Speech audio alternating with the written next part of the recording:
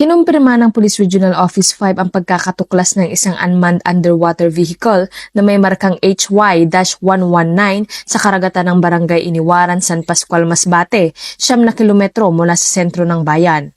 Ayon sa mga unang investigasyon, ang HY-119 ay tumutukoy sa isang sistema ng navigation at komunikasyon sa ilalim ng dagat batay sa impormasyon mula sa publiko.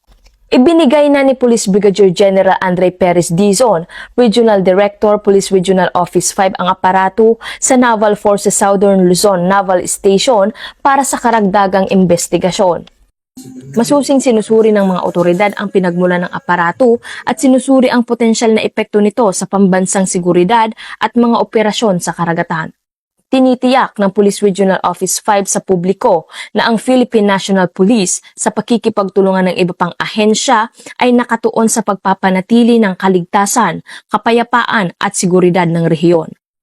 Makakaasa ang publiko na angkop na mga hakbang ang ginagawa upang matugunan ang anumang alalahanin sa seguridad at upang maprotektahan ang kaligtasan ng publiko. Mula dito sa Legazpi City, Albay, ako ang inyong PNN correspondent, Patrolwoman Pedji Patanaw, alagad ng batas, tagataguyod ng Balitang Pulis.